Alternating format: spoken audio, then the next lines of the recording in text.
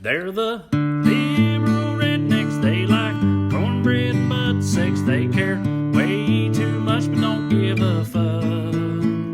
They're the liberal rednecks that makes some people upset, but they got 3 big old dicks that you can suck. But I was like, well, fuck it. So yeah, I went and had some beers and did that whole I'll tell you thing. what, And then, walk-ons just taking the world by storm, huh? dude, it's crazy because this is how I found out that we even fucking had one. I had no idea. You know, we went to the one in Knoxville, and I was like, man, I just went to the flagship one in New Orleans, and it was great. And then we ate there, and then now, yeah, walk on. It's like it's probably the fastest rising sports bar I've ever seen in my life. And again, it's a Drew Brees joint, right? Yeah, and we're not sponsored by them because we are recording right now, but it is great. Right. But funny story about that. We told on last week what we had done when we went to Knoxville, which was just 3 dudes went to see a movie alone, or just 3 dudes got hammered drunk on tequila, forgot the whole movie, and ruined our entire weekend after that. Yeah. But almost ruined it. We told that story. One part that was left out of that story was, I think we mentioned we went to walk-ons actually before the movie. We went there before the movie just because it was close by, but I'd never heard of walk-ons. And I asked Corey, Corey and producer Bryce were like, walk-ons. And I was like, what is that? And the way Corey described it to me was, he was like, well, it's like sort of like a Dave and Buster's, but with a New Orleans menu, because Drew Brees started in New Orleans. So it's like Dave and Buster's, but with like Cajun food. And I was like, hell yeah. Dave and Buster's. And then he goes, I mean, there ain't no games or nothing. And I was like, so not really like Dave and Buster's. Just the vibe. You know what I mean? It's a bunch of dudes hanging out, a bunch of pieces of shit. Being bros. Yeah. Eating gumbo. But then we did Isn't Dave and Buster's a bunch of kids? Yeah. Well, there's both. Not the section that I hang out in, but like the smoking section. Yeah. Smoking section. I'm not kidding though. The Dave and Buster's in Chattanooga, I've been twice. I saw one child. And it was the one that I brought. Mostly, it's a bunch of dudes who were just like, I don't feel like going to Hooters. That's probably not great for Dave and Buster's long-term sustainability, I would imagine. Because there's a I don't know how new. I bet during the day at Dave and Buster's, it's different. There's another chain that actually is like Dave and Buster's because they do have games called Round One that's out here on the West Coast. I didn't know about them until recently either, but we got one in Burbank, and we've went twice now in the past month, and they've got a bar and a menu, and they got bowling alleys and pool tables and all that, and TVs everywhere, but it's a shitload of kids in there because it's an arcade. I mean, that's of course. That's the idea. But I mean, those places have hit for me since before I had kids, but now that I have kids, they continue to hit for me because it's like Chuck E. Cheese, but Chuck E. Cheese is like, I don't know. You feel weird in a Chuck E. Cheese. Yeah, even though they do serve beer. I know. But like, it's not. Chuck E. Cheese is so kid oriented. Yes. Yeah, if you drink a beer or something in a Chuck E. Cheese, you feel like you're on a list now. Exactly. Yeah. Or at least I do. I know. I feel that way too. Whereas these places, they're geared. They don't feel like that. No, so Chuck E. Cheese is a place that you take. It's for kids. And they have some beers for the adults. Dave and Buster's feels like a place that's for adults that also your kids will like. You know what I'm saying? It's that because like Chuck E. Cheese serves beer, but Dave and Buster's is a full bar. Like they have a full bar, shots, all that stuff. And like if you stay around the bar area, you know, it's mostly dudes like me betting on fucking Chipper Jones jerseys and shit. And then over on the way other side is like kids. But like when we go, and we've been on the Dave and Buster's on the road, and it's not like we saw a lot of kids. The main reason was because we always go after shows. Well, I was about to say, yeah, that's because that's me. The times we've gone on the road, it's been 11:30. Well, that's when I go. Yeah, you know. So of course he's not going to be. No, but I'm just But my point is you said I don't think that's good for Dave and Buster's in the long run. Well, I'm saying left that part out. Well, when the fuck did you think I was going to Dave and Buster's? I don't know. You just came from a fucking sports bar drunk at 1 p.m. right now. Yeah, that's okay. Time. Fair. Could have been any time. Yeah, that's true. And I definitely have been to. You're right. I've been to Dave and Buster's with kids. I'm just saying, like, I'm sure that like at 2 p.m. it's wait a minute. I've got you in the corner now because you fucked up somewhere in this because you said You said, I've been at Dave and Buster's and there wasn't but one kid in there, and that's the kid that I brought. So you took a kid in there at midnight, or I'm in a corner here. I'm in a corner here. Yeah. No, I've definitely been there at 4:30. You're right. I've been there. I've been to Dave and Buster's multiple times. Just trying to get the lay of the land. I fucking love it, man. I've got in my career, I've had like 3 or 4 Dave and Buster's based jokes that I've told on stage where I kind of like shit on Dave and Buster's, and people would come to me afterwards like, "Oh, I know, man, Dave and Buster's is the worst." And I'm like, "No, I fucking love Dave and Buster's." They're like, "Really? But what you said on stage?" And I was like, "Where do you think I got all that information?" Yeah. You know what I mean? It's from being at Dave and Buster's a lot. Yeah. So I didn't believe you when you said that it's for guys, and then kids can have a good time. But I just checked out their website, and it seems to be that they mainly advertise themselves as a sports bar. Yeah, you can play games at, for sure. So, that is their goal. Clearly, is to be for adults, and you can bring your kids. Well, speaking of places that are for adults, but sometimes you can bring their kids, you come see us on the road. WellRED Comedy. WellRED Comedy. I recommend bringing the kids. No, but they do Nor sometimes. do I desire it. No, but I'm just saying, a fucking butts, ticket's a ticket. It hits for me when like a 16-year-old comes. It truly that's fine. for me. Did you just say fucking butts, a ticket's a ticket? No, I said fucking butt, a ticket's a ticket. Yeah. No, if we were doing that, we'd be fucking sold out, son. Yeah. WellREDComedy.com, WELLRED comedy.com. April 1st and 2nd, we're in Little Rock. Then April 3rd, we're in Bentonville. April 14th to the 16th, we are in Portland, Oregon. And then Louisville, we are there the 21st to the 23rd, I think. Yeah. Yes. Okay, man, I just nailed that shit. I need to be drunk more often, I think is what we're getting here, because I never remember that. Totally. Yeah, right. And I've come to that side recently. Have you? Are you drunk right now? No, I think you should be drunk more often. Yeah, I'm drinking. You I'm have still a hat on that says "Me Get." Yeah, me get. No, me saying it. So, okay, what are you drinking there? Get drunk. This is a seltzer because Amber had it in the fridge. I just came home and everything we had was alcoholic seltzer. Yeah. Yes. Hell yeah. So it's almost 4 p.m. there. I don't want to get hungover. You know what I mean? Well, that's my question. That's my question. So you've gone to a buddy's birthday lunch on a Tuesday, and was his cousin there? Had some Zach. drinks. No, he wasn't there. No, had some drinks, which is fine. That's what being an adult's all about. But I'm wondering. So now you're here on the podcast, and it's almost 4 p.m. your time. What is your plan for the rest of this Tuesday evening? Are you gonna stop? Yeah. Can you stop? Will that make it hit way less if you do stop? You sacrificing tomorrow? Like, what's the math you're doing in your head right now about how you're gonna play this out? Used to, I would 100% continue to drink until I fell asleep. Yes. Because in my mind, I would be like, well, you're already in it. You may as well. Yeah. And like the thing is, if I do stop drinking, there is like you'll get hungover during the middle of the day. What I'm going to do and what works for me when I fuck around and get in this situation, we're going to be done with this podcast around 4:50 my time. And because we have an extra hour of sunlight and it's beautiful here, I'm going to leave here, go straight to the park, and jog 3 miles, and that will sweat it all out. And then I'll be good to go. Still drinking right now, and you're going to jog in about 50 minutes. This is another way in which he's like Bert fucking Kreischer, dude. Bert Kreischer he'll talk about how he has y'all only had a couple bottles of wine on the treadmill last night. Like he'll drink wine on the treadmill, and of course everybody else that hears that, it's like, you're a fucking maniac. I could do that. It doesn't surprise, dude. I would never, and I get on the fucking bike every day. I would never do it while drunk. I feel like I would just throw up, I think, immediately. I probably will. Yeah, but that helps. That means you're not going to. Do you get exhausted? So the second closest I've ever come to drowning, first closest was I knocked myself out. First closest was I knocked myself out jumping out of a boat, got a concussion, knocked out in the water, came to, choking on water. Anyway, don't remember it, but apparently I almost died. The second closest, hopped out of a boat that was drifting back to the shore, close to shore, to just cool down.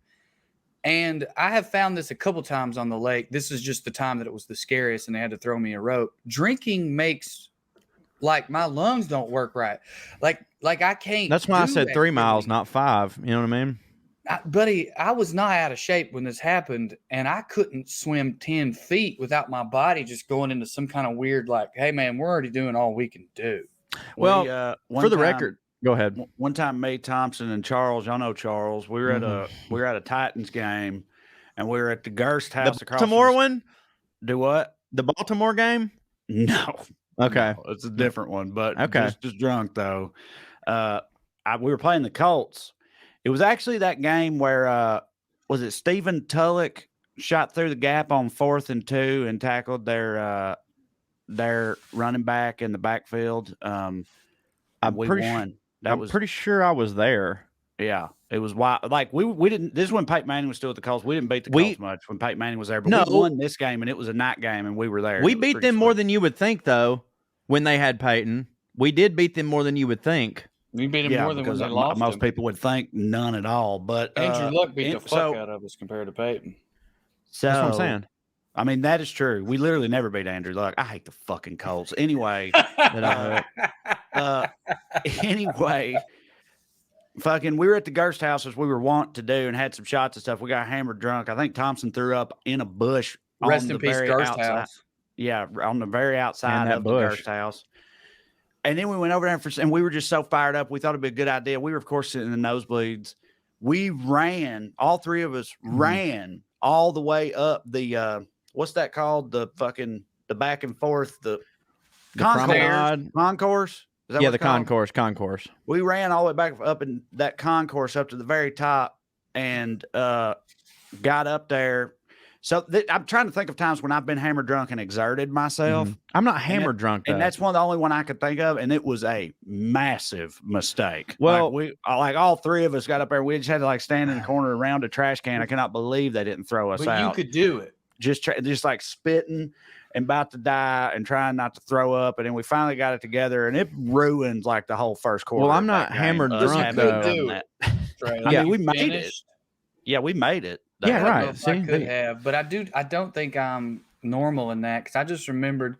Did y'all ever play any physical drinking games in college? Yeah, so not in college. We played beer pong, flip cup. We did the Beer Olympics. So we were the Fighting Scots. So we had the Highlander games. It was like a tradition. The seniors would do it. And my senior year, that seems like a really good team there. Yeah, it was. My senior year, I was nominated for an award. And I got it, and my parents were coming, and I didn't know that till that day. So I was like, I can't do it. I'll be like the host. So I dressed up like William Wallace and gave a bunch of speeches and ended up getting hammered anyway. But I watched my friends drink a case over the course of about 3 hours while like we had a ropes course in the woods. Yeah. They were like climbing shit, running through creeks, like crawling on ropes, pulling themselves up. And I feel like everybody puked an average of 7 times per person, but they all, completed it.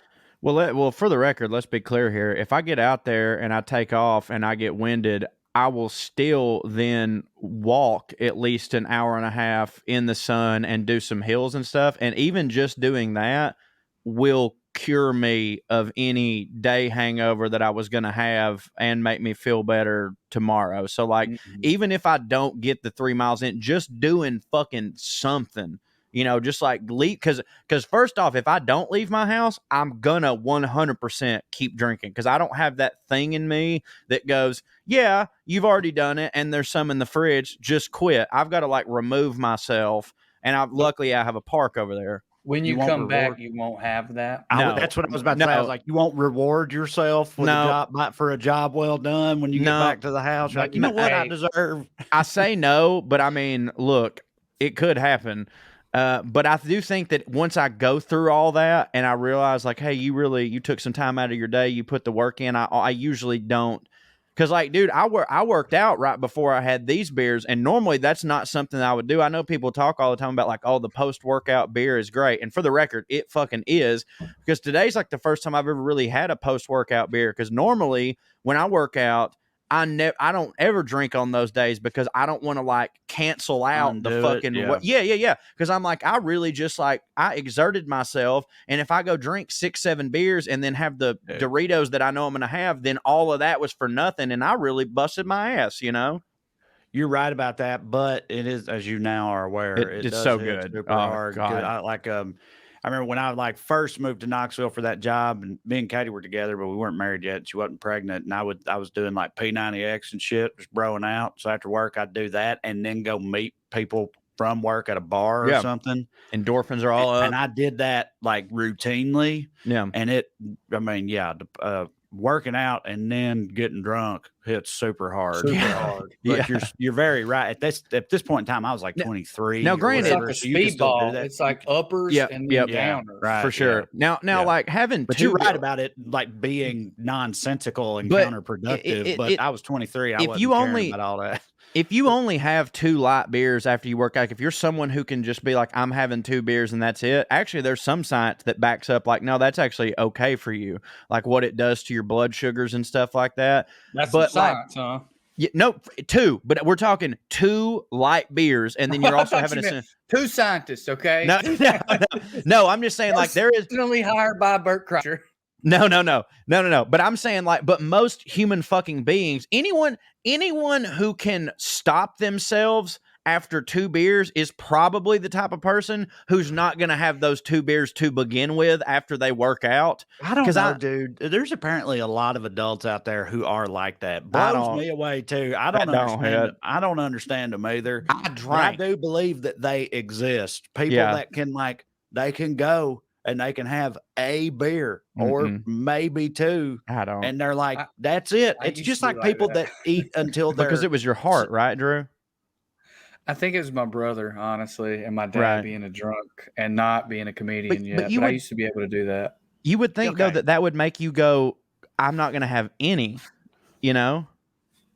Yeah, I don't know, buddy. It didn't last. I'm not really saying I was that person because I was that person for like a year and a half. Yeah. After law school, hit harder than this 3 times this. After law school, like I got to get my shit together and be an adult now. And I pulled that off for a little while. And then it just, you know what? That shouldn't count. 18 months ain't enough. 18 months is a pretty good. That's fucking, that to me, 18 months and being someone that only has 2 drinks every time is sincerely more impressive than 18 months sober, in my opinion. Every time. It was like after work. You know what I mean? It was like, Saturday I'll get fucked up. Right. But if I meet y'all on Tuesday, I'm only having 2. Right. Because when I say I drink, I've always been the type that's like, I would just rather not do it at all. Me too. Than to only have just a couple. Because then it's like the middle point of like, you know, again, if you got to be a monkey, be a gorilla. Like I'd rather just stay sober because being sober, that hits, you sleep better, you feel better, all that. Right. That hits. But if I'm going to have any, I'm gonna have a few and make a hit, you know, because I'm at the point now where like not necessarily always, but like 2 weeks ago, me and my buddy had, and I swear to you, I had 4 beers, 4. All right, well not 2, but 4 beers. Came home, did my best to drink as much water as I could, went to bed. I woke up the next day feeling as though I had went to a goddamn Georgia tailgate, and I'm sitting there going, motherfucker, if I'm going to have 4, if I'm going to feel this way, go in. I've been that way for years now. That sucks. I'd say since probably, I don't know, 30-ish. So for like 5 or 6 years, I've been exactly, it's like, that's part of the math I do in terms of if I'm going to drink at all, because I swear to God, the difference, look, if I drink way too much and it's hard liquor or something, I will be more hungover. It will last multiple days. I will want to go to the fucking hospital. But putting that aside, the difference between having 3 beers and 10, 12, not much different. Not much in terms of the hangover. And then the difference between having 3 beers and 0 is massive. Of course. It don't matter. I could have 3 beers hours before going to bed, stop hours before, chug water, get totally sobered up, never even be drunk in the first place. But when I wake up the next morning, I will wake up like, oh, right, I drank last night. And you a water drinking some bitch, too. I drink a shitload of water. Yeah, always. You're just wrong. Yeah, just don't Has getting in shape not changed that? I'm the same way, for the record. Has getting in shape not made a difference for you, Corey? Yeah, I just think that my getting in shape also has coincided with I have turned 34 and about to turn 35 this year. Like, you know what I'm saying? Yes, I Like when do, I as the oldest one in here. when I first started getting in shape, absolutely. And then I think now I'm just finally at that age. Like I was convinced for a long time, like, you know, my hangovers from like 21 to like 30 were kind of the same. And I was like, oh yeah, I already know what it's like to get hungover, you know? So like, I'm going to, whatever it is that these old people are talking about, like they clearly can't go like me, you know? And then like, I woke up, it was 33 really. I woke up 33 and was just like, oh shit, things are different. And now, like, I definitely think, because I do drink a lot more water and I'm a lot better shape, maybe, but like, I don't know, man. But again, I still go back to a couple weeks ago when I had 4 and was just like, now I ate like shit that day too, though. I ate like shit that day. And that might have, food hangovers are fucking real. They're real. Wait, that's another hugely upsetting revelation about growing older that I've had is I've been, I swear to God, I felt hungover literally just from the trash food that I ate the night before. Didn't drink anything or do any drugs, just ate trash food and felt like shit the next morning. But I'm wondering, and we probably talked about this before. Well, I mean, we've talked about all of this many times before, but like, are we just huge pussies? Like, is that what it is? Because like, I don't even know what you mean, but yeah, I just think about like our papaws, and there's papaws they out felt there. Like shit. There's papaws out there right now still doing it. You know, like, and they feel like shit. Pickled. I don't know, dude. Drew's correct here. They wake up and keep drinking. But my papaw didn't. Not whiskey bowl papaw. We, you know, been a long time now, but whiskey bowl papaw drank a bowl of whiskey, hence the name, a Pyrex mixing bowl of whiskey and Coke every single night, right? And smoked at least a pack of cigarettes a day, by the way. Which that will do it. That's one of the worst hangover-inducing things there is.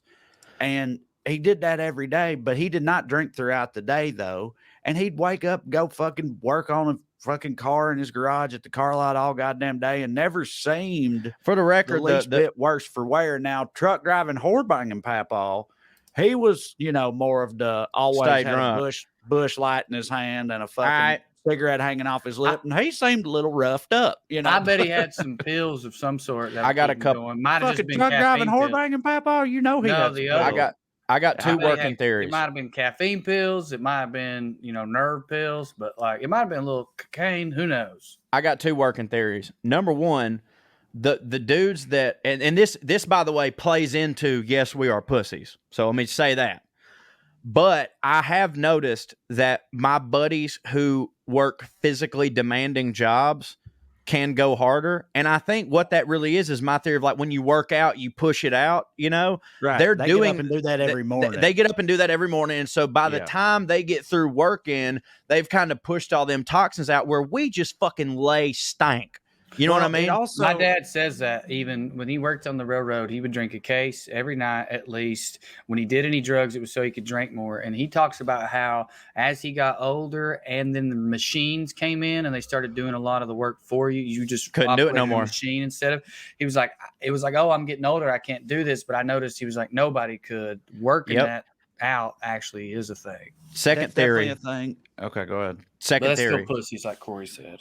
But yeah, of course, it still comes back to us being pussies. Second theory, your papaw was 100% born during the Depression, right?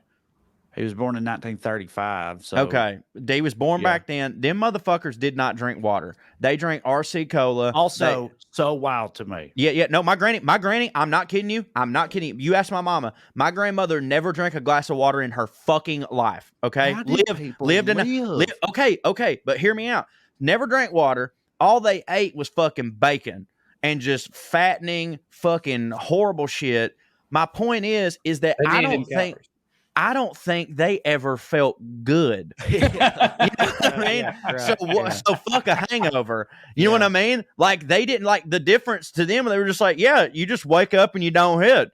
I mean, they felt good 4 to 6 drinks in. That's what I'm saying. The alcohol is the only fucking thing that helped them. I'll tell you. And the other thing is like, remember as Cooley from the Drive-By Truckers said to us when we brought this question up to him about like, how do you while do we it were all the chugging time? tequila, listening to Frank Ocean Well, on we their. had just started touring it for a few months, and we were about half dead because we've been going hard, and we were like, how do you keep it up? And he was just like, you get used to it, man. You know, Yeah, man. like, and God like, damn. fuck, in a tone that very much Well, implied, actually, you pussies, you know. it was posited like this. You said, actually, you go, man, you know, we've been, because they were coming off the end of their tour.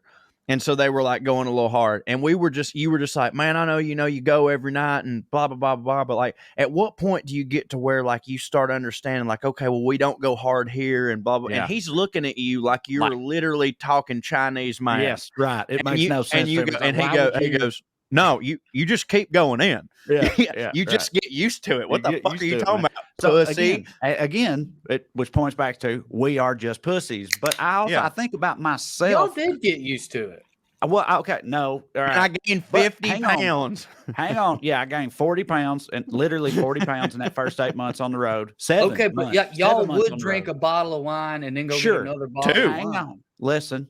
Yeah, you're right about that, but I still felt like anyway. But I'll think about my own self when I worked my desk job, not physical labor. I'm just working a desk job, and don't get me wrong, I felt rough every day, but I'm saying I think back because that was back when my dad had cancer and died and everything, and I was drinking a lot at that time, just drinking by myself at home every night. And like I think back now on how much I know I was drinking then, and I marvel. And I had 2 like infants, you know, that weren't sleeping at night either. And so I think back on that whole combination now, and I marvel at my ability to do literally anything during that time. If I started living like that tomorrow, there ain't no way I could pull it off. But I'm saying you do just get used to, because I sort of rolled right out of college drinking all the time and just kept right on doing that. You know what I mean? And I got older and it got harder, but still you get used to that type of thing. But that's back when Drew remembers I used to complain all the time about, man, I got real bad IBS. Like my stomach is fucked up all the time, you know? And he was like, well, have you tried to eliminate anything from your diet? And I was like, no, that's fucking stupid. Like, why would it be something in my diet? It's just the way I am, Drew. Shut the fuck up. Why would it be stuff I'm putting into my belly that makes it not hit? I don't I'm understand. not allergic to bread like you fucking loser. Like, leave me alone, you know? And anyway, but lo and behold, like my guts still don't hit, but like when I stopped drinking all the goddamn time, that went away. But while I was in it, I did not put it together. Yeah, of course. That it was the fact I was drinking all the time. That's what you're supposed to do. I have stomach problems, Yeah, and yeah, also yeah. I drink all the time. You know, so like you rationalize things, and you do find ways to just sort of, I don't know, keep on trucking with it. It becomes normal. You know what I mean? Speaking of the truckers and plugging dates, let me go ahead and say I'm going to be with the truckers at Homecoming April 7th and 8th in 6th and 7th, excuse me, in Athens, Georgia. 8th and 9th are sold out, but you can still get tickets for those individual days. You cannot get a weekend pass anymore, but you can get tickets for those individual days. I wanted to plug that since we brought up the truckers. I felt like that was a little natural. I think you just get used to it because of what you just touched on, Trey. You don't get used to it. You forget that it's not normal. Like you were always complaining about your IBS. So it's not like you had just like been okay with it. You know what I mean? Yeah. No, I know, but I'm saying I didn't, and it makes no sense. It's so stupid in retrospect. So like, I think your papaw was struggling, but just like you, if he woke up and was like, God damn, my head's killing me, and your grandma was like, well, if you wouldn't have drank so much, that ain't why. It's because you won't quit talking to me. You know, what I about to say, my mama would never dream of talking to him like that. Okay, but we can elaborate more on that. We need to take a break. But before, hold on a second. Before we take a break, I want to lead this into the break. Speaking, because I would be remiss if I did not do this. Speaking of people who were not pussies. Speaking of people who went in all the time. Okay. I feel like I need to give a shout out and say rest in peace to my homeboy, Razor Ramon Scott Hall. As they say, bad times don't last, but bad guys do. Okay. Can I read that tweet from our buddy Chris? Who Please, and then we'll go to break. Yeah, please, and then we'll go to break. So it's, Chris's tweet, I'm just going to paraphrase it by memory rather than go find it real quick, was, I didn't know Scott Hall, but I worked with a girl who was friends with him. She knew I was a wrestling nerd, so she called him one day and let me talk to him. And he said, hey, you work with my friend? Well, if you get her pilled up, she's a hell of a fuck. Rest in peace, Scott Hall. Let's take a break.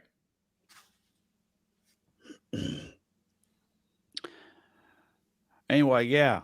Mama wouldn't give Pa a lip like that, Drew. Come on now. Fucking. Right, but you know what I'm saying? She also just sits there like, I don't know why his head hurts either. Right. The darndest thing. Probably the pan I hit him with. No, it weren't like that. She wanted them angels. Yeah. See, my grandma was an angel, but she also whoop a ass. Geraldine was no angel. Drew dead. Drew frizz up. Okay, so it ain't just me that he frizz up on. No, he frizz up on my end too. All right, let's just remove him. All right. He's back now. Okay. There we go. You froze. So as a production manager here, I removed you, but now you're back. Yeah, I did. I understand. Okay. What'd you say about Geraldine? Not an angel. And I was saying, I think Flo was, but that's why she got left as soon as she got Alzheimer's. So that's rough. Ooh, boy. I mean, shit. What was he just like? Well, she ain't gonna remember. Remember this shit? Yeah, exactly. And she did not. She would ask where RL is. That's like how. That's like when people tell her I'm dead. Hell, why would I give a kid a third birthday? You know what I mean? Like he's not gonna. Dude, that's my favorite Anthony Jeselnik joke. You guys remember that one about his neighbor coming over, asking where his wife is? Yes. How'd the rest of that go? He said, I got a neighbor with Alzheimer's, and it's tough. He comes over every day, and he asked me where his wife is, and she's passed. She's no longer with us. And every day I have to tell him the news. Every single day I have to tell this man this. But it's worth it just to see the smile on his face. Women don't hit. So what else is going on, fellas? Hey, I wanted to say something. Oh, go ahead. This will take 2 seconds. Do you remember a couple weeks ago, I was at a bar with Bryce and I was texting y'all how we were watching women's lacrosse. And I said, look, some things shouldn't be funded because I was watching women's lacrosse and I was looking at it going like, look, I'm not saying I'm the best athlete in the world. I'm not, but I could go out there right now and drop fucking 10 in this fucking game. Yeah, that's like, mostly rich girls. So I'm a fat attitude. But my point. So that led me down like sort of a lacrosse kind of rabbit hole a little bit. And again, this will take 2 seconds because it's just an anecdote. But do you know who is widely considered one of the greatest? I bet you do. One of the greatest of lacrosse. Who? Jim Thorpe or Bill Belichick? Jim Brown. That's right. Jim Brown. That blew my fucking mind. Not that like, dude, first off, of course, Jim Brown, if he does anything, he's going to be the greatest at it. But like thinking of like Jim Brown in the 30s and 40s playing lacrosse, like lacrosse is such a white fucking sport now. That like now isn't that another thing we took from the Indians? It is. We took it from the Indians. I mean, yeah, it looks like it. But yeah. And the Cherokee Nation, one of the nations, they still hit real hard at lacrosse. They play as their own nation. I can't remember if it's Cherokees or which one it is. But they kill white people at But you feel what I'm saying, right? Like, of course, if Jim Brown does anything, but like it's so white now that how the fuck was a black dude playing it in the 40s? Okay, well, he was doing that with everything. That was true for everything back then. But he was just, they were like, hey, he hits. Tell him no. Right. I read this article. It might have been in The Athletic, which Trey turned me on to. The Athletic's fucking great. It's been like 3 or 4 years that I read it, and it was about rich people basically creating spaces for their children at Ivy League schools and other really good schools by not like uplifting a program there like rowing, lacrosse, fencing, things that they basically, by donating a fuck ton of money, skiing, created a whole team and then 10 scholarships for. And it's a scholarship in a sport where they don't have to compete with middle class and lower class people because they don't play it. Lacrosse is starting to become not on that list. Like there are legit athletes that play at like Duke lacrosse and get accused of rape. But they didn't do it. But they didn't do it, right? Exactly. Didn't it? Yeah, right.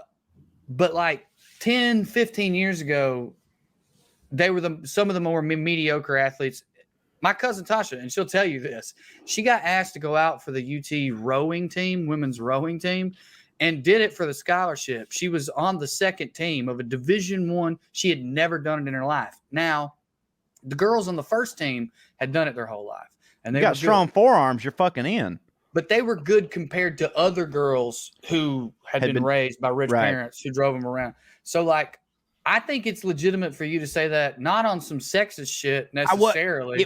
I'm just on some like, these are fucking rich girls, right? Who play a sport in which they compete only with other rich girls. Yeah, and they don't have to get good. You know what I'm saying? Like, there's no. I've got good hand-eye version of it. Yeah, I've got really good hand-eye coordination, and I can fucking run in and fuck. Like, it just seemed like something I was like, You're man, also allowed to hit them, right? There's some contact. I think you can throw some bows, and yeah, I'd fuck them up. Like they're all like 110. You know, I don't think you could play goalie very very but I think you can fuck them up and score. Of course he would. He just runs smooth over them. Like, I mean, come on.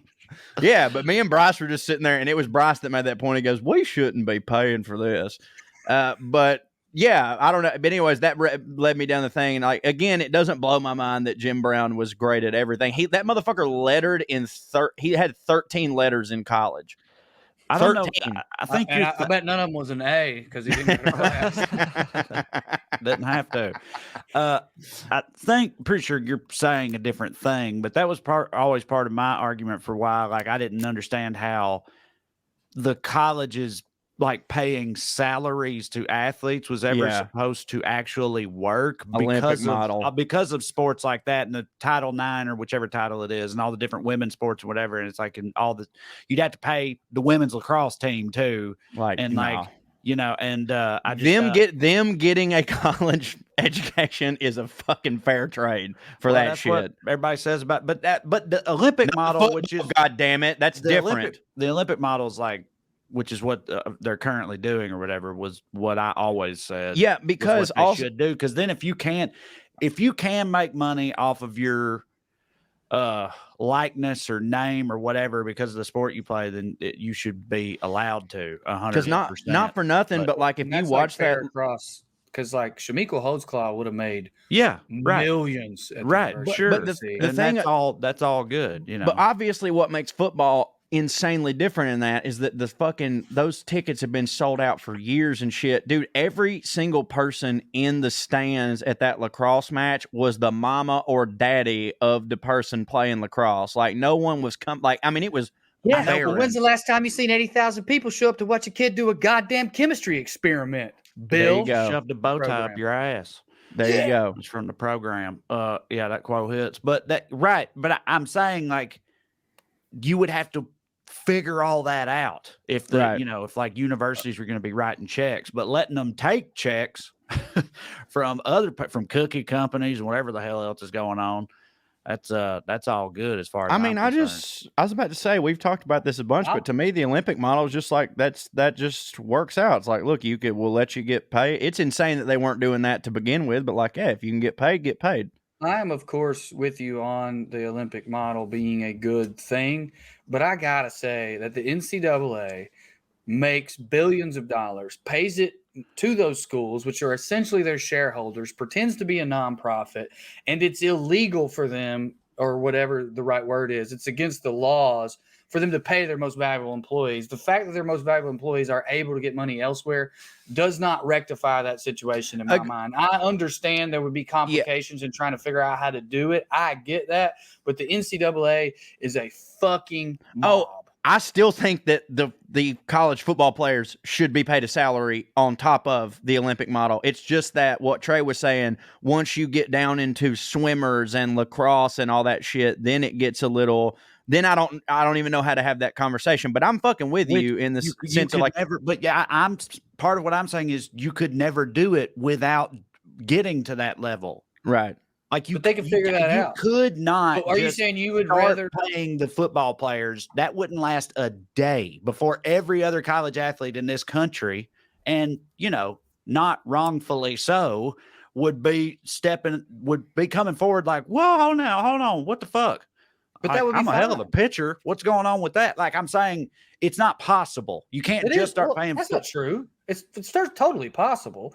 Like it might not be completely fair, but how is it less fair than nobody gets any of it? We just keep giving it to the University of Oklahoma, who then gives it to XYZ or whatever. Their coaches who make $20 million a year. Like, I don't understand the letters of the law, but I thought that like even Title IX, I thought would make it literally impossible for a university to pay like just the football players. It wouldn't be possible necessarily to pay just the football players, but you could pay everybody else. And then I'm acknowledging that would be not perfectly fair. I'm arguing it would be more fair than just letting institutions keep it. I don't think that once you break it down across all the different colleges and all the different sports in this country, I don't buy that it's going to be that much money that everybody's right. It's not. What happens is, that's fine. Give them that. That's fine. I don't think that's going to make much of a difference. It won't piss the in their NCAA lives off, which is fine. Fuck them. It won't make a huge difference in their lives. I'd say what it would make a huge difference in, and this is why it gets pushed back. This is the real reason it gets pushed back against. That is almost quite literally. People say it's boosters. It is boosters at Alabama, which is why Nick Saban can get way more than somebody at the University of Illinois. But the University of Illinois football coach is still paid close to $1 million, $2 million a year. That is absolutely because the NCAA is giving the University of Illinois a profit share of the contracts they're getting from the Big Ten or whatever fucking conference they're in, TV deals that the players aren't getting. You see what I'm saying? Like the coaches don't want it. They say for this reason and that, but it's because it'll dip into their shit. Up their shit. Right. The coaches and the athletic directors and all that is who's like it's gonna. Money. Right. It's if they do the salary, then it has to cut. Like they're going to have a cap, and it's going to have to come out of fucking dude's pocket. And it is also, to be fair, it is also already paying for some programs that can't pay for themselves. To be fair to your point, Trey, like some, lacrosse teams, probably not lacrosse because those are rich kids, as I said, but probably some D2 soccer teams are getting money from the NCAA being propped up. Right. Yeah. That's what I'm saying. A lot of, and again, we only, when we talk about this shit, we only think about like Ohio State and Alabama and D1 schools and stuff like that. But most fucking colleges, the athletic department is not like profitable. Like they have to be propped up by boosters and shit. It's just like, so maybe all this only applies to the major schools, and then it's like, so super hitting athletes only ever go to those schools, but they already do. I mean, anyway, they already. So like, yeah, I mean, if you look at the Georgia P5 conferences or something, I guess, I don't know. I just think if you're talking about literally all of college athletics, it's just never made sense to me how it could be possible. Yeah, but I mean, if you're like restricting it in that way, then okay. When Georgia played, that they just get to keep it all right now. Fuck that too. I just don't. Thinking about it practically, I've never really gotten it. But when Georgia, you could just spread it across the board, and then it would still be unfair to the face of Ohio State versus getting the same amount as whoever else.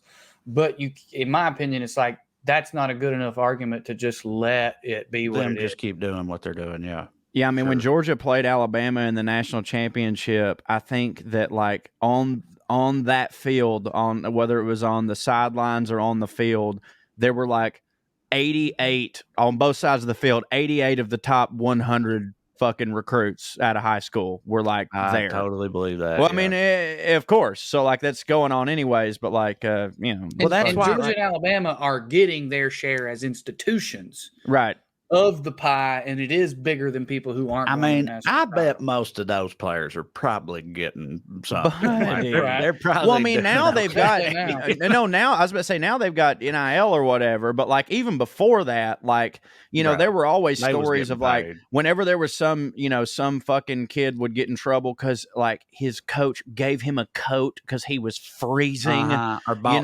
tacos for him. Or whatever the fuck. There was always some NFL veteran that was just like, I just didn't get caught because I had a rollie. You know what I mean? Yeah. Like my mom, like Nick Saban showed up to my mama's house with a goddamn, this, that, and the whatever the fuck. So of course it goes on. I know there's ways that like, you could get a loan if you could prove you're going to be a first round draft pick. You could get a loan from somewhere, to have money now. Like that's possible too. But I've heard so many stories of people like in Knoxville or something seeing one of the Vols who like, was going to play in the NFL soon, seeing him in like a gas station or seeing him out somewhere with a fucking rollie and hey, flossing like crazy and all this shit. Good for them. Like, yeah, of course, totally fine with it.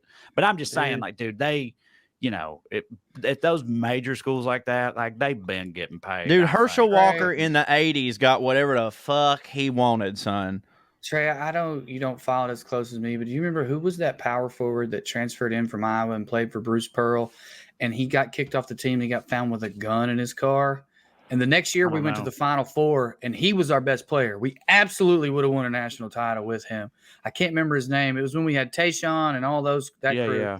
We used to get. His car. We had a bunch of guys get caught with guns. Yeah, we did. His car, mostly football players. A brand new Escalade. At that time, that was like a $40,000 vehicle, which today's money would be like $70K. You think if it was a hunting rifle, it would have gone a little bit different? Probably.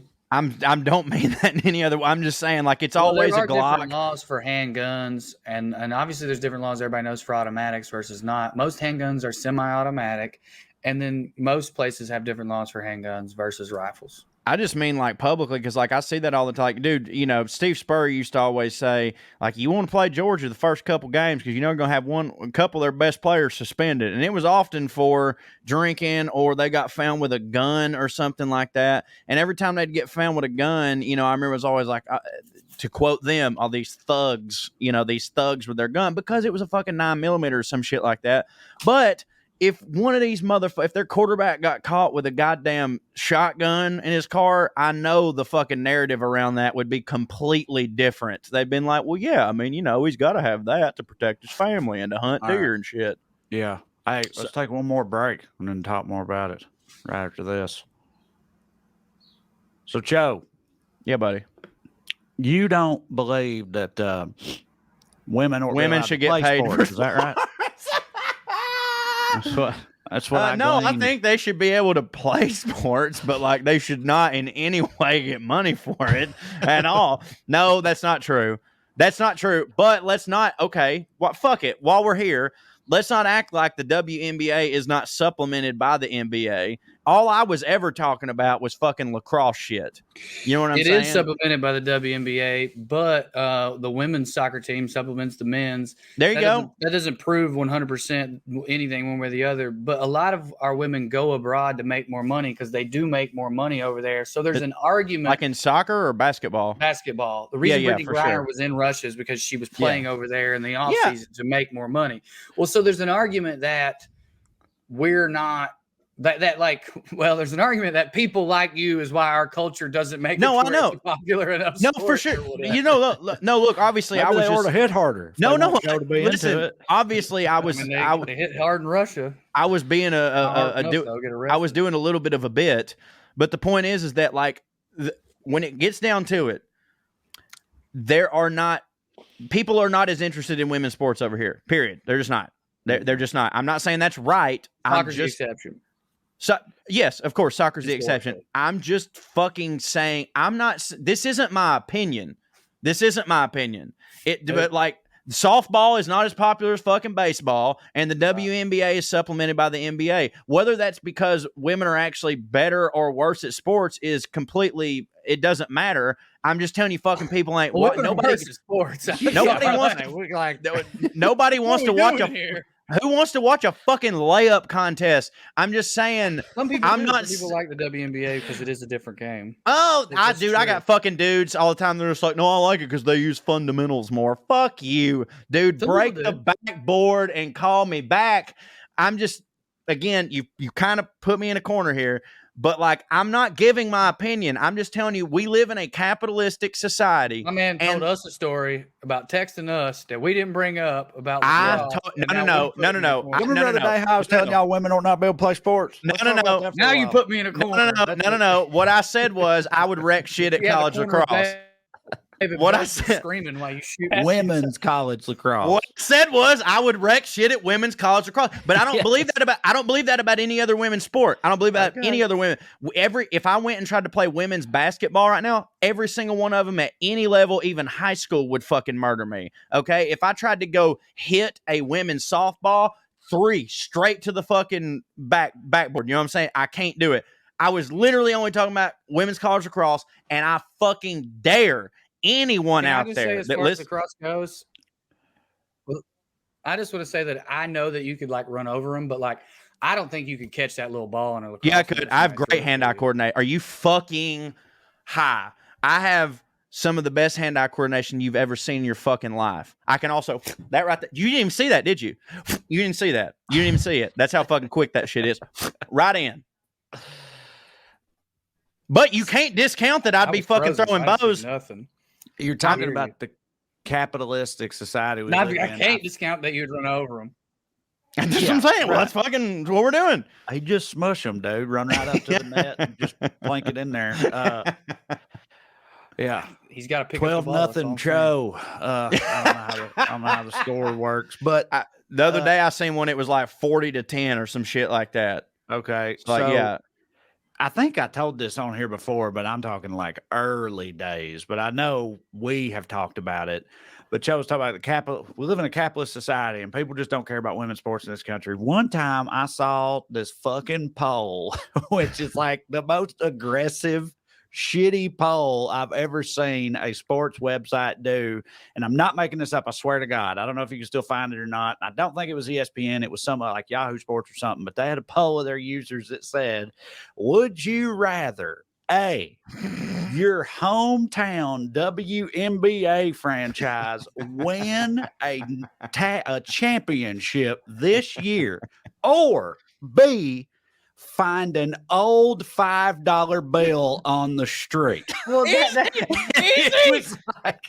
$5 bill. They made it funny, though. Everybody's $5 bill on the street. Now, this is a few years ago. Nobody cares about the WNBA in the men's sports world. I admit that, but that question leads people to troll. Of for course, sure, I for know sure. it was, I'm saying it was such a dick move even doing that poll, but like, all right, but insert another thing there that people wouldn't vote for that thing versus the fucking WNBA team winning. What would it be? Matthew Modine and Only Women Care. Apparently, Matthew Modine is like the Jack Nicholson of the WNBA. Is that the guy from the Hotel hilarious. 8? He was in Full Metal Jacket. Matthew Modine's been in all kinds of shit over the years. Okay. Oh, yeah. Okay, real quick. Rolling Stones did a poll of the greatest rock and roll singers of all time, and it's all white men. And there was, should they not put, well, like you're saying, all right. No, you're I'm thinking kidding. about women. Think about black singers. No, I know. No, I was like fucking Prince, for God's sakes. Like, yeah. So, like, also, Freddie Mercury's barely a white man. They ran the poll. Their readers voted. Should they have put it out? I said yes. I was like, well, they ran the poll. Dude, I mean, your poll's your poll. But then Andy was like, yeah, I don't know. I think I'd be like, I don't want to acknowledge that this is what my readers are like. That a rock and roll magazine has such ignorant readership about, the history of rock and roll. Wait a minute. Maybe put it out with that caveat. You're saying it's a poll, but people vote on in responses. I don't know if it was write-in versus choice. Because if it's choice, they set the choices. What's that got to do with the readership? If you're saying all the results came back and no black singers were included, if they had choices to pick from, then so they had white choices and black choices, and the readers didn't pick any black singers, is what happened. I don't know if it was that, if it was write-in or what. I don't think there would be controversy if. Well, I guess it'd be a different kind of controversy if the only choices were white men. Yeah, I really only wanted you can't put it on the readers if the choices weren't there. Right. Also, I mean, that's why I don't think that was the situation. Dude, rock and roll. I could be wrong. Singer wise, rock and roll was dominate with anything in this country. Yeah. When rock and roll really made its mark, 60s, 70s, and 80s, it was absolutely dominated by white men. Of course. But can't, like, James Brown doesn't belong. No, I know. List. I'm not saying no. I agree with you. I agree with you. I'm just saying that, like, in a poll, like there are definitely 100 pretty great white singers. I'm just like, yeah, but if you put it to a poll, obviously that's just what the people voted on, and maybe run it. I mean, I say run it too. I say run it. Run it with the caveat and just go like, hey, this wasn't what we said. Yeah, it's just like when Pontius Pilate said, hey, look, they wanted Barabbas. It wasn't what the fuck I said. They wanted Barabbas. I think it really, really depends on the way it was set up. Like if they just said, if the poll was just name your top 5 favorite rock singers of all time, Rolling Stones readers, and they just wrote in whoever they wanted to, and then the results don't include any black people, it's just like, I don't know. It definitely says something, but it ain't Rolling internet's Stones racist. Like, definitely, I agree with that. Like you got to run it. You run it. Just run it with that caveat. Well, if it is Rolling Stones' fault, it's their fault for like not being a good enough magazine covering rock and roll over the years. But you could use this as a launching point for that or whatever. I just think I don't know if you consider Aretha Franklin a rock and roll singer. That's what I was about to say. But like Little Richard's definitely a rock and roll. I think for sure. There are Chuck Berry. Janis Joplin's definitely Chuck Berry, a rock and roll you know, absolutely. Like, but like fucking Stevie Nicks, dude. Oh, it was all white men. For the, white men. Yeah. Okay. All of them. I know. I mean, dude, I could sit here and make all the arguments too, but like to your point, I think if I'm Rolling Stones, I run it and use that as an example to run a counterpiece and go, look, here's what our readers said. But I think what they have failed to realize is that A, Stevie Nicks exists. B, and Little Richard was a rock and roll fucking singer. Like, I thought, run it. I framed it as like no black people were included. I once again wasn't even thinking about women, but neither were the readers of Rolling Stone. Okay, but I'm saying, and I was going to say, I think, however fair it is or not, and some people this is not true for, but like, I think for a lot of people they think of like black artists and they put them in a different genre, like soul, blues, or R&B or funk or partially whatever. Because if they're old people, that's what the industry did back then. And also, frankly, exactly. When you think of Jimi Hendrix, some of that. When you think I don't think most people think of James Brown as he's the king of soul, you know, right? And when you think of Jimi Hendrix, you don't think of his voice really. No, you just think of him shredding I wouldn't have put Hendrix on the list. That's what I'm saying though. But these are like landmark rock and roll dudes. So like, I understand people just going in there and writing their thing. I don't think anyone, well, that's not true. This is the internet we're talking about. Most people didn't go, I'm going to not mention any women or black people. They just go with what has been shoved down their face, which, to your point, is what Rolling Stone has done for years. Well, I literally just wanted to know if you guys would have, because Andy was like, I wouldn't have ran the poll. I absolutely would have ran the poll. Of course. You have to. You got to report the news. Yeah. You know, we can put commentary. All right. I do have a story that I want to tell and I'm going to forget next week. And I think y'all are going to enjoy it. So let me get this out. A couple of weeks ago, Andy and I went and got a massage at some place. I looked it up. They had good reviews and they had a deal going on. It was like an Asian spa. Went in there, got the best couples massage, best massage of my life. Lady walked on my back. I told her I was having lower back issues. I felt like a dream when I left there. I was like, how was yours? And he was like, that's one of the 2 or 3 best massages I've ever gotten. I was like, okay. A few weeks passed. We had a day off. We were like, let's go get another massage. Get there. When I first walk in, I'm sitting there in line and I see this like very rotund Asian man peeking out the curtain from where people get massages, just looking at me and laughing. I'm like, that's rare, by the way. Yeah. So, medium rare, how he preferred it. Mm-hmm. So get in there. I get undressed, I face down or whatever. And then I hear him walk in and say something to somebody. And audibly I go, shit. And then he starts laughing. I hate getting massage from dudes. Yeah. I don't think it's homophobic or it's not just homophobia. Like I don't like a painful massage. It should cost less. That's not what I'm into. Some people are into those deep massages because it like works the knots out. I get that, but I just want to feel good most of the massage and relax, right? I just want a lady to touch me for an hour. That's fine too. I'm just saying. Andy had asked for a tough, deep tissue massage because she likes those. I think he saw that on the list, assumed I was the one who requested it, you know, because surely the tough man requested it. And just came in and started rubbing on me. Another woman comes in like a minute later. She says something to him. You can tell they're arguing. And he's arguing with her. And in retrospect, I now think he was arguing to be my masseuse kind of no matter what. The man had one move. As we always do. He would pinch the knots, and then he would take that thing with his elbow to his forearm on the knots. Yeah. I cussed the entire time. I had knots in my butt that I told him about because at some point I was like, well, I guess I'm getting a deep tissue massage. I better make the most of it. Let me tell him. He stayed on my butt. I'm not kidding. For an hour of the hour and a half. I felt him move the cover at one point and look at my butthole. He was mouth breathing the entire time. Into your butthole? Into my butthole. He was mouth breathing into my butthole. The only reprieve I got was 2 times. One reprieve. Quit. Corey, I was miserable the whole time. I was cussing.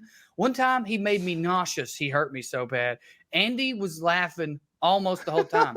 When he flipped me over, and I'm sitting there wide-eyed with lights in my face, finally the lady hands him a towel. He forgot to cover up. This was just somebody's cousin. He did not know how to give massages at all. He literally just rubbed his elbow on me and pinched all my knots. He hurt my neck. The only reprieve I got 2 times, he paused. He said, be right back. I heard what I thought was, and I was like, no way. So I looked. He was eating a candy bar. He took a break to eat a candy bar. Yeah, Joe. Then he came back, and this fucking sumo wrestler started on me again. The only other reprieve I got, I started counting. He touched my penis accidentally between 13 and 14 times. And I told Andy, he kept brushing up against my dick. And she was like, oh my God, does that make you feel uncomfortable? I go, honestly, when he was sexually assaulting me was the only time I could relax during the whole fucking thing. I wanted him to touch my dick. It hurt the whole time. I'm still injured from it. I paid $90 to be kind of molested and very hurt by somebody's cousin who didn't know. And I guess, you know, like you got to be polite in these situations. And I should have asked for, I didn't know how to ask for the lady. So that was new for you.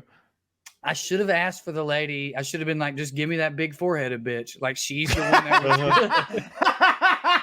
I want that mama with the big forehead. And instead I got him. That sounds like a sad ending. Yep, it was. Got it was the sad ending. Beginning, and the only thing happy was in the middle when he ate that candy bar. Lost my mind. I just started laughing. What kind of candy bar you think it was?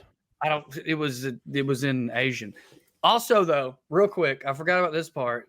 God damn it, I'm so upset I forgot about this. So he would get in those knots on my butt, and like 3 or 4 times I had to tap out. Like I was be like, all right, we got to pause for a second. He would chuckle when I did that and pat my bare ass.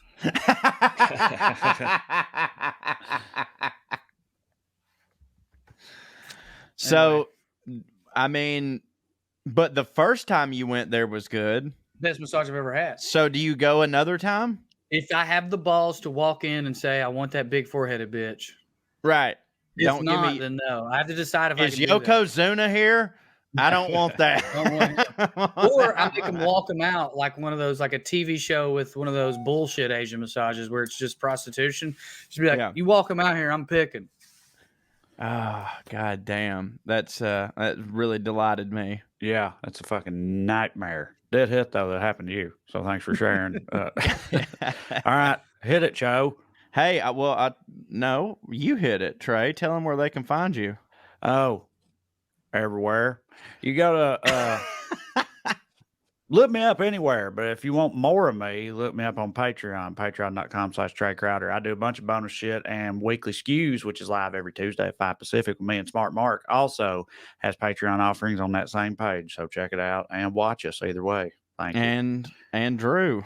Into the Biscuit with me and DJ Lewis is a podcast I do. It's also a Patreon. You can type the same thing into Patreon, and you can support us right now. All the money's going to DJ because he's doing all the work and is in need of saving up so he can move back to the South. So if nothing else, go there and support DJ and listen to Into the Biscuit, where we have transitioned into a storytelling podcast. Tremendous. And you can check me out at CoreyWritesForYou.com, where we're doing a series called Corey Writes Forrester. Yeah, Corey, don't get confused. CoreyWritesForYou.com, where we're going to do our continuing series This Week in Southern History, where I have my sister looking up topics for me. She's looking up things that happened, if you could guess, this week in Southern history. And I don't know what she's found this week, but I do know that it's been apparently a slow week in Southern history, because my sister texted me and said, "God damn it, why couldn't Anne Frank have died in Alabama?" So anyways, go to CoreyWritesForYou.com. And also, thank you all for listening to the WellRED Show. We'd love to stick around longer, but we got to go. Tune in next week if you got nothing to do. Thank you. God bless you. Good night and skin.